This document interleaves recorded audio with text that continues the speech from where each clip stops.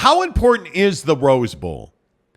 And we were talking about, okay, the Rose Bowl or the Cotton Bowl, the Rose Bowl or Monday Night Football. And I'm flabbergasted that anybody would watch Monday Night Football over the Rose Bowl. Now, they're on at 2 different times. I totally get that. The Rose Bowl is going to end. They moved Monday Night Football to a late kickoff. It will kick off at 8:30 Eastern, 6:30 Mountain instead of 6 Mountain, and 8 Eastern to make sure that, hey, the Rose Bowl, which is on ABC, Monday Night Football that's on ESPN, that there's no conflict there. But I would be shocked if anybody, I mean, really anybody that watches this show would choose Monday Night Football over the Rose Bowl. And why is that? Because I think the Rose Bowl is one of the most prestigious games in all of professional football. I think that when you look at the biggest games, obviously is the Rose Bowl, the Super Bowl, it's not. Is it the college football playoff? Well, it's not this year. But as far as secondary games go that are not championship games, so conference playoff games, conference championship games, I could make an argument that for Utah football, it is like a Super Bowl. I could make an argument that for Utah football, the Rose Bowl is just as important as an NFC championship game, that it's just as important as any other game that they've ever played, including a BCS championship game. And the reason I say that is think about the ramifications of Utah football winning the Rose Bowl and what this game would mean to Kyle Whittingham. Think about what this would do for his resume. I am one of the people who are in the camp that says, hey, I still think with the national championship, Lavelle Edwards is the greatest football coach in the history of the state of Utah. Right. If Kyle Whittingham wins back-to-back Pac-12 championships and then goes on to win the Rose Bowl tonight, Kyle Whittingham is the greatest football coach in the history of Utah. That, in my opinion, is what is on the line tonight at the Rose Bowl in Pasadena. Yeah, I mean, I think it's a really interesting and dynamic conversation for sure. I think depending on how old you are, this game has different levels of significance. I think that, you know, for a younger generation, all we care about is winning, you know? And I think that Kyle Whittingham and this Utah football program had national championship aspirations, as they should have. That was correct to have those expectations. And I think, you know, Whit has talked about this past week about the Florida game and how they, you know, lost a couple of games they felt like they should have won, and those couple of games would have put them in a different spot, and he's totally right. Now, I'm not certainly sitting here saying the Rose Bowl has no significance. I'm not saying that. It is a big deal. It's amazing to make the Rose Bowl and make that appearance 2 years in a row and really accomplish that. But what I struggle with is this concept of, you know, we're watching this game with the backdrop of, you know, how does this impact Witt's career? How does this impact, this guy's path or that guy's path? Or like, how does, like, to me, if you're a Utah fan, this game means a lot to you. Now, if you're somebody, you know, like the thousands of people who have moved into our state over the last couple of years, if you're someone who's not from the state of Utah or maybe isn't a Utah fan, I think you're watching Monday Night Football. That's what I think the reality is. Now, I think ESPN is brilliant for making it so these two games don't compete and people don't have to choose, because the fact is, we're going to watch the Rose Bowl, then we're going to watch Monday Night Football. That's what everyone's going to do. But I just think it's fascinating that we're amped or we're thrilled to, or like excited about the idea that they're playing the Rose Bowl. And you're right, it is a second-tier game. So that's why I felt like it was necessary to ask the question, what are you more excited about tonight? Because, yes, it's the Rose Bowl. Yes, it's a big bowl game as far as college football is concerned, but you're not playing for a playoff spot or like to move to that next level. You're basically playing for legacy in this game. And, yeah, this retirement question, while I think it is just, I don't think that I don't know. I guess I would personally be surprised if he retired right now. Like, to me, Whit feels like someone who would do, like, hey, this is going to be my last year type deal, or like something like that to kind of have. I don't think he would. I don't think Kyle Whittingham likes that kind of attention. I don't think Kyle Whittingham is the guy that's like, hey, look at me. I've got 6 games to go. Hey, I've got 3 games to go. Hey, coach, you just beat USC. What does this mean? You know, are you going to look back? Like, that's not who Kyle Whittingham is. Kyle Whittingham is a team-first guy. Kyle Whittingham is not a guy that wants the microscope on him. I think when Kyle Whittingham retires, it will not be announced before a season. It will be announced after a season. And if Kyle Whittingham wins the Rose Bowl, I think that a lot of people will expect Kyle Whittingham to retire, which to me would be really difficult to absorb if you're Utah football, because I'm also in the camp that says that Morgan Scalley's not the coach in waiting anymore. He's not the guy that you automatically believe is the next head coach at Utah football, or at least I do not. I think there's a chance that could happen, but I think Kyle Whittingham is irreplaceable. Kyle Whittingham is a guy that you don't want to replace because there's no way to replace him. So if Kyle Whittingham wins this Rose Bowl, and I think he will, if Kyle Whittingham wins this Rose Bowl, I think he goes down as the single greatest coach in the history of the state of Utah. And I think, yes, you should absolutely compare this Rose Bowl victory, these back-to-back Pac-12 championships, with what Lavelle Edwards accomplished, even his national championship at BYU. And I know that sounds, salacious, and I know it sounds like hot take guy. But if you really look at what Kyle Whittingham has had to invest personally, what he's had to invest emotionally to bring this football team back to the Rose Bowl, back to the Pac-12 championship, all of the adversity, the passing of two players, I don't think you can overlook that, because I think the emotional toll that takes on your players. I mean, just the story of Cam Rising alone, the recruiting, the fact that they would win this game without their two great tight ends and Clark Phillips III would be something unbelievable almost. And yet I think it's going to happen. And I think when it does happen, I do think that Kyle Whittingham moves into immortality. Mm-hmm. Yeah, I mean, I think there's no doubt already he's a legend, as far as like people love to have the greatest coaches in sports in Utah debate. Like when you look at Jerry or you look at Lavelle or what, people love to do that.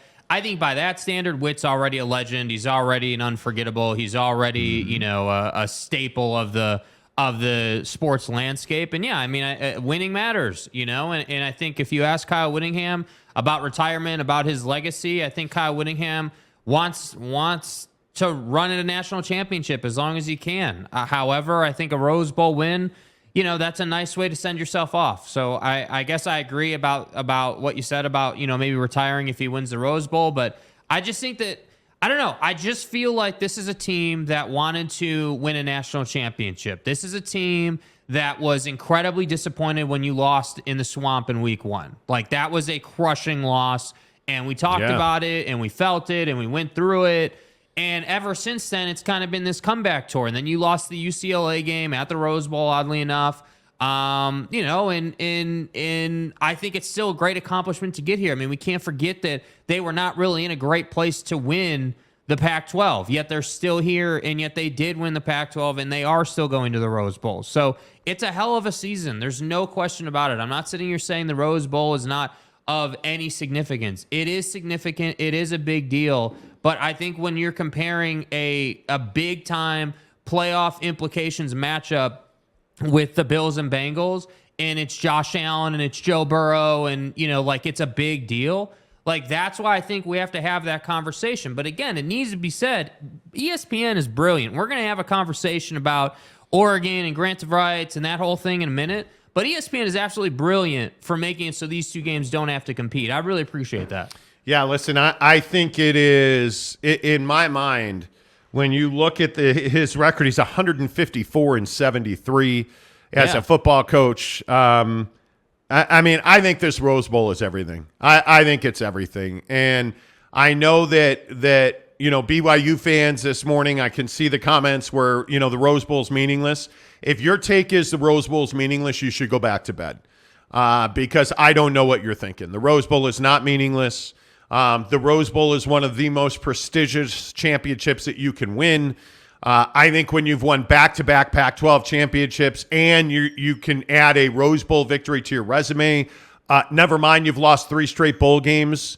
If you're Kyle Whittingham and the Utah Utes, I mean, I think you've got to find a way to win this game, and I think they will. But I don't think there's any doubt that Kyle Whittingham just the challenges that Kyle Whittingham has faced at Utah.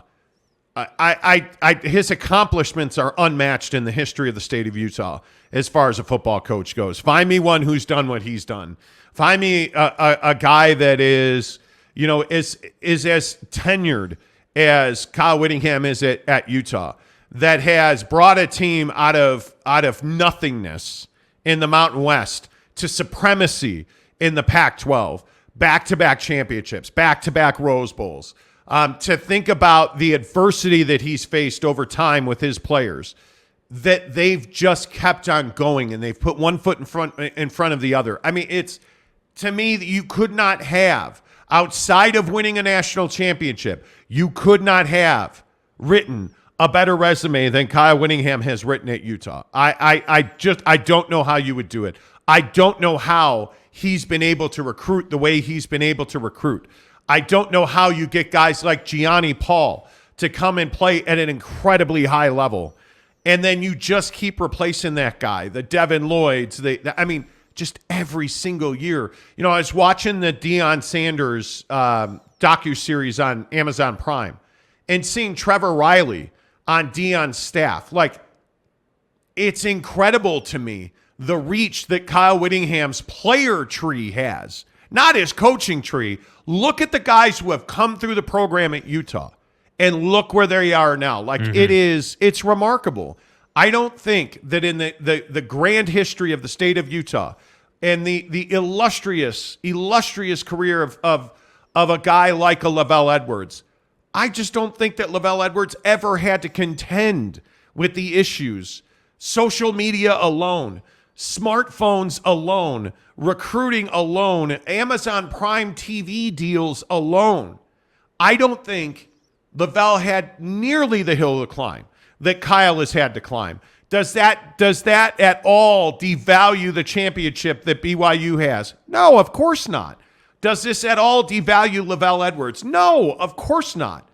But what this says is that if Kyle Whittingham wins this Rose Bowl today, I don't think there's any doubt he is the single greatest coach in the history of football coaches in the state of Utah.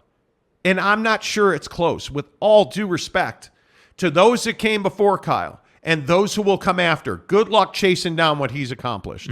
Because I frankly, in today's college football climate, I don't know that it's possible. I truly don't know. I don't know what will happen, what will be the long-term fate of the Pac-12 and the Rose Bowl. If he wins this Rose Bowl, and I think they will, I just don't know that anybody in the future of football coaches in this state, just from a longevity standpoint, will ever accomplish what Kyle Whittingham has accomplished. Yeah, I mean, he's definitely got a resume. There's no doubt about it. There's one piece that's missing, the national championship, and I think Kyle's talked about it. I think we all talk about it, but I think there's you can't say, oh, well, he doesn't have a national championship and Lavelle does, and that makes Lavelle better. You can't say that. I think that it is a feather in Lavelle's cap. It is something that has held him at the top for a long time. But I think all that stuff you just said, the contextual stuff of this conversation matters. Rose Bowl appearances, challenges, modern day hurdles like recruiting, NIL. Even just the threat of conference realignment. Like there's a lot of stuff. So I don't know.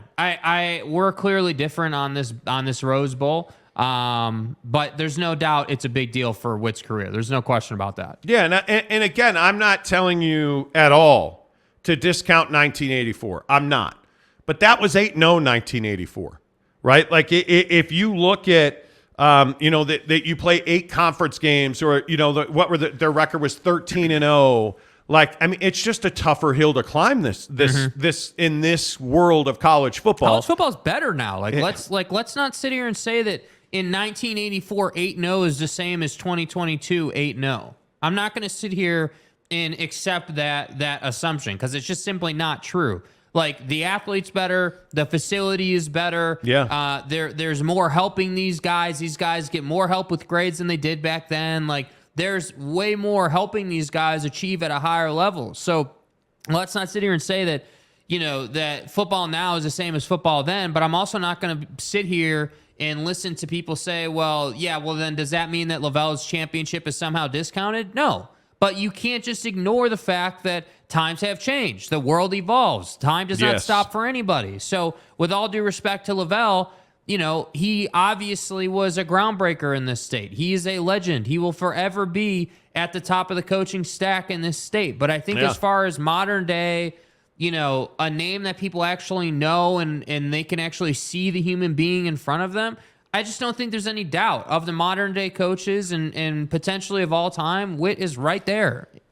It's And again, Lavelle's a Hall of Famer. Like, I don't think there's any doubt Kyle Whittingham's a college football Hall of Famer. I have no doubt about that. Like, it'll be fun to watch. As far as the Rose Bowl game goes today, before we get to your comments here on the Monty Show, presented by our good friends at The Advocates, theadvocates.com. The Rose Bowl today, I think, is going to be very interesting. Obviously, it hurts that you're not going to have Keithy and Kincaid as well as Clark Phillips.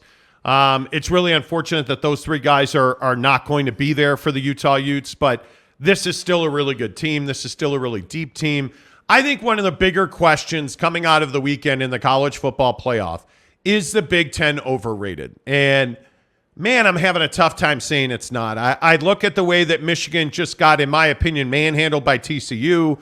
The way that Ohio State collapsed late. I felt like once we got into the fourth quarter, Georgia was the team we thought they were going to be. I still maintain Alabama should have been in over Ohio State. I have never believed that more strongly than I did and do watching that game. And after now that game's over, in my opinion, the Big Ten is vastly overrated. I think it's soft as hell as a conference. Yeah. I think you look at the dominance that Michigan put forth all season long. Well, as it turns out, we were right when we said that conference sucks. Yeah. So they're not playing anybody, week in and week out. Because it's garbage. And you look at Ohio State and Michigan clearly being the class of the Big Ten, and they weren't so classy at all. And I look at Penn State. This is a really good football team. But speaking of Kyle Whittingham, I look at James Franklin and I look at Kyle Whittingham repeatedly and over again. Kyle Whittingham in big moments has made the right decision and the right call. His clock management, the way that he handles timeouts, the way that he handles players, the way that he calls his defense, all of those things. Kyle Whittingham and his coordinators make the right decisions over and over again.